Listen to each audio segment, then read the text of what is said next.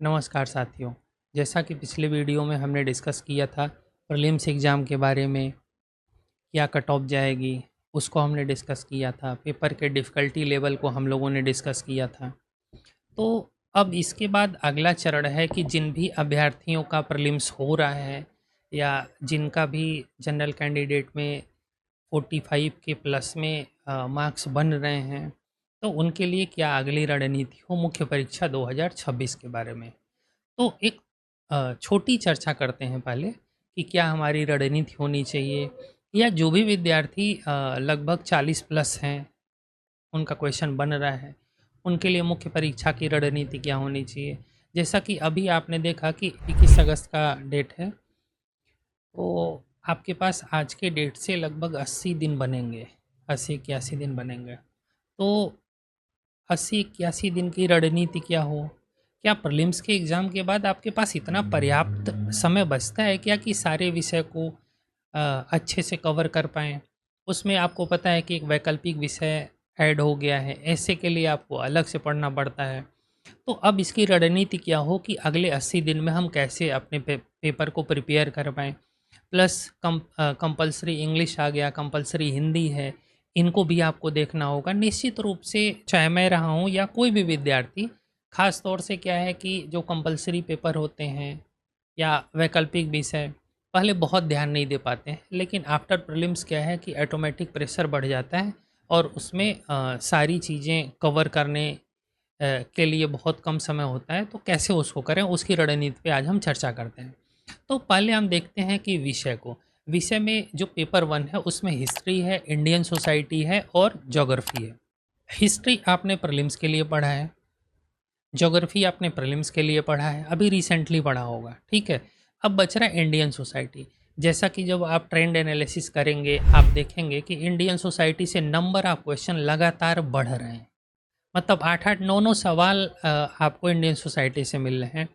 तो इतिहास आपने पढ़ा है, ज्योग्राफी आपने प्रीलिम्स के लिए पढ़ा है, तो आप इंडियन सोसाइटी को पहले प्रायोरिटी देंगे, ठीक है।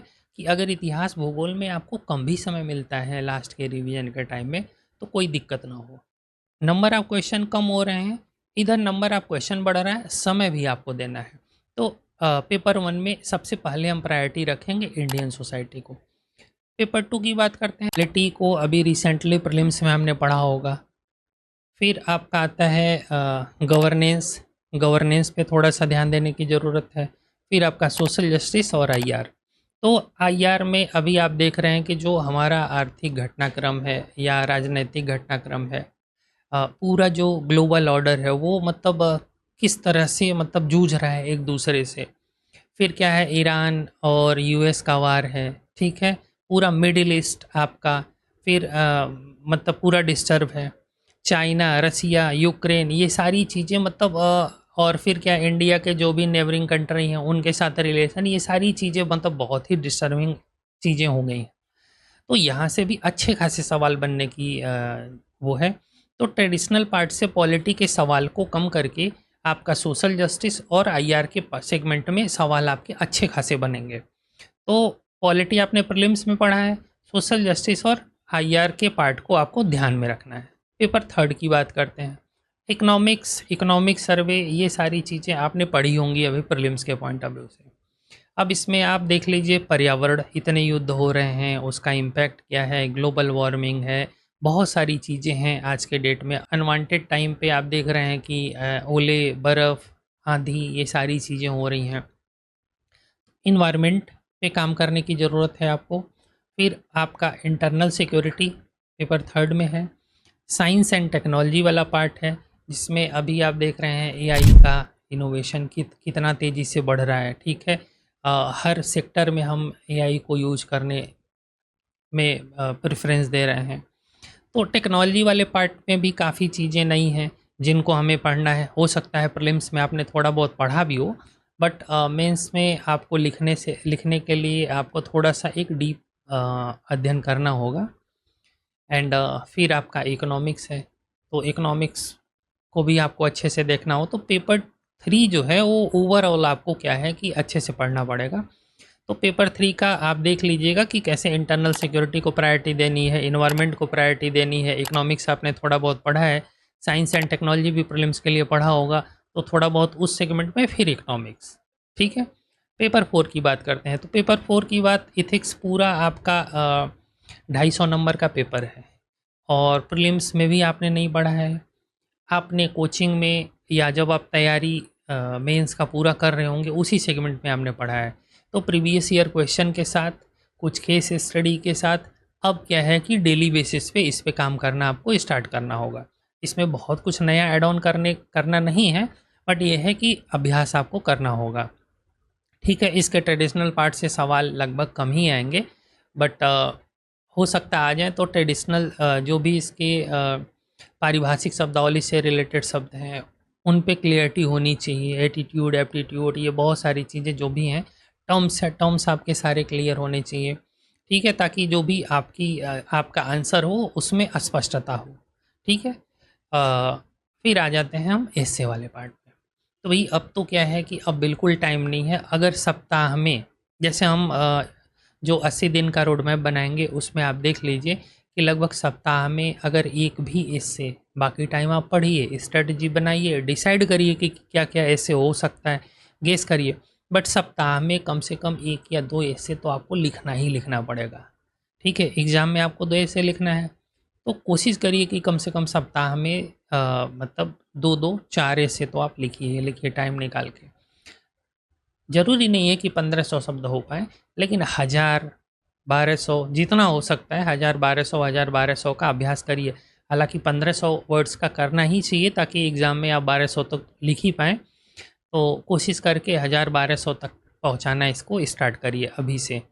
और फिर आप वैकल्पिक विषय के बारे में आपसे बेहतर कोई नहीं जानता कि आपका अध्ययन कैसा है। तो वैकल्पिक विषय में आप मोस्टली, मुझे लगता है कि रिवीजन के क्रम में आपका जो नोट्स है उसको आप रखिए, बाकी पीवाईक्यूज़ देखिए मेंस के कैसे हो सकते हैं, और आंसर राइटिंग उस पर करना स्टार्ट करिए, दोनों पेपर का, पेपर 1, पेपर 2 का।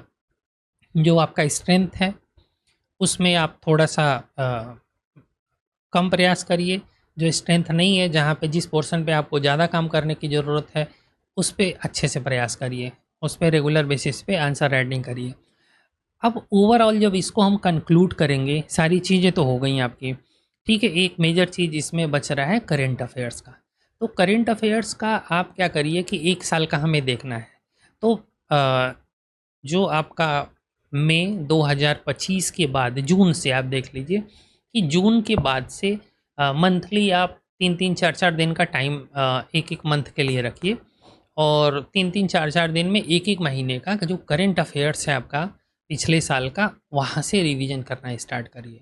ठीक है, क्योंकि बहुत टाइम आप दे नहीं पाएंगे, बहुत सारी चीज़ें पढ़ने के लिए है, समय कम है, और गर्मी भी बहुत ज़्यादा है। कैपेसिटी क्या है भाई, बॉडी की उतनी नहीं रह जाती गर्मी में।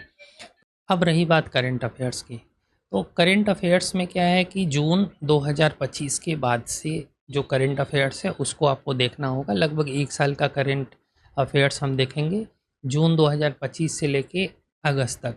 अगस्त में आपका 20 अगस्त, 21 अगस्त से एग्ज़ाम है, तो अगस्त तक का हम करंट अफेयर्स देखेंगे। तो जून से जून, जुलाई, अगस्त, लगभग 14-15 महीने का करंट अफेयर्स आपको देखना है।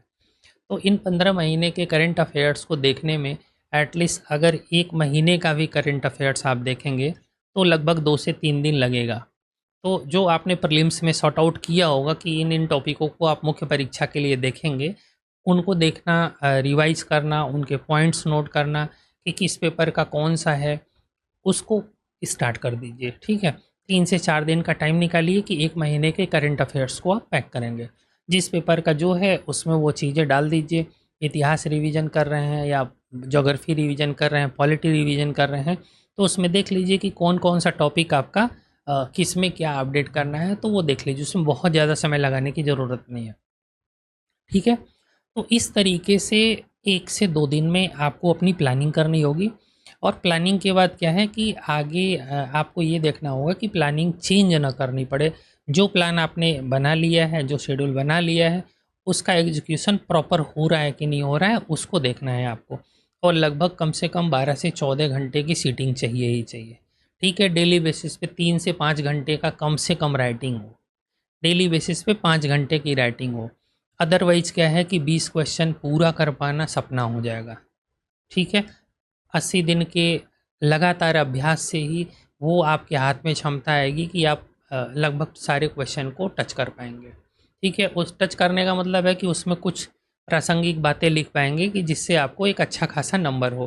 प्लस क्या है, 80 दिन लगातार लिखेंगे तो राइटिंग में भी इम्प्रूवमेंट होगा, हाथ में भी थोड़ा सा ताकत आएगी। प्लस क्या है कि माइंड आपका काम करेगा। हाँ, ख़ास तौर से जब आप राइटिंग करें तो ये ध्यान रखें कि जिस टाइम मेंस का पेपर होता है, आप दोपहर 2 बजे के बाद और इधर आप सुबह में, ठीक है, उसी समय में लिखने का अभ्यास करिए जिस समय मुख्य परीक्षा का पेपर होता है। उससे क्या होगा कि भाई उस टाइम जैसे आपने लंच किया, लंच के बाद आप आंसर राइटिंग करना स्टार्ट करेंगे, तो 2 बजे से पेपर होगा तो उस समय आपको आलस आएगा। ठीक है, तो अभी से अगर अभ्यास रहेगा, रात में सोने की कोशिश करिए ताकि दिन में नींद आने की पूरी तरीके से संभावना ख़त्म हो जाए। गर्मी है, लोग सोचते हैं कि भाई रात-रात में जग के पढ़ें, लेकिन अब आपको पैटर्न थोड़ा-सा चेंज करना है। प्रीलिम्स में तो 1 दिन की बात है, ठीक है, 1 दिन हम वो काम कर लेंगे। दोपहर के बाद सीसैट का पेपर होता है तो उसमें हम कर लेंगे, वो भी आपका जो सीसैट का पेपर है क्वालिफाइंग नेचर का है, कोई दिक्कत नहीं होगी। बट क्या है कि आपको पता है कि बहुत सारे लोग सीसैट की वजह से ही जैसे बहुत सारे लोगों से बात हुई, उन्होंने बताया सीसैट का पेपर अच्छा नहीं हो पाया। तो देखो, अब जीएस भी इतना अच्छा करने के बाद सीसैट की वजह से वो मुख्य परीक्षा लिखने से वंचित हो जाएंगे। तो हमें हमारी रणनीति पे, आपको पता है कि जब तक 1-2 महीने किसी भी शेड्यूल पे आप काम जब लगातार करते हैं तो वो अभ्यास में आ पाता है। तो हमें कोई भी लेकिन नहीं रखना है, और गर्मी में सुपाच्य बहुत कम से कम लाइट खाना खाएं और 14 घंटे के आसपास की सीटिंग करें। ठीक है, निश्चित रूप से क्या है कि इंटरनेट पे अपना समय बर्बाद न करें, कि जिससे कि किसी भी एक विषय को खोजने में बहुत सारा समय लग गया, वहाँ पे आपने कुछ और सर्फिंग करने स्टार्ट की, यूट्यूब देखना शुरू कर दिया, तो वो सारी चीज़ें ना हो। फोकस हो आपके जो भी अभी तक आपने अपने नोट्स पे काम कर रखा है, या रेफरेंस बुक, या जो सारी चीज़ें आपने इकट्ठी कर रखी हैं, करंट अफेयर्स के अलावा बार बार उसी का रिपीटेशन हो, तभी समय से प्रॉपर आपका पेपर हो पाएगा। समय भी कम है, एक सही सटीक रणनीति से ही आप मुख्य परीक्षा को क्वालिफाई कर पाएंगे। क्वालिफाई ही नहीं, एक अच्छा अंक भी ले आना है ताकि इंटरव्यू के बाद आपका फाइनल परिणाम आए। तो निश्चित रूप से अगले वीडियो में हम पेपर 1 की बात करेंगे कि पेपर 1 में हम हमारा फ़ोकस क्या हो, किन-किन जैसे इंडियन सोसाइटी हो, आर्ट एंड कल्चर है, ज्योग्राफी में किन-किन पार्ट को हम बहुत अच्छे से देखेंगे, कवर करेंगे कि ये चीज़ें मिस ना हो। तो बाकी होप कि जो मैं वीडियो बना रहा हूँ वो आप लोगों को पसंद आ रहा है। तो अ, अगर आपको पसंद आता है, आपकी कोई क्वेरी हो, तो निश्चित रूप से कमेंट में डालें। अगले वीडियो में हम कोशिश करेंगे कि उसका हम आंसर करें। बाकी आपके सुझाव, इस वीडियो को हम कैसे और आपके लिए प्रभावशाली बना सकते हैं, कितना अच्छा इम्प्रूवमेंट कर सकते हैं जिससे कि आपको काफ़ी फ़ायदा हो, आप मुझे कमेंट में मैसेज करें। Thank you very much.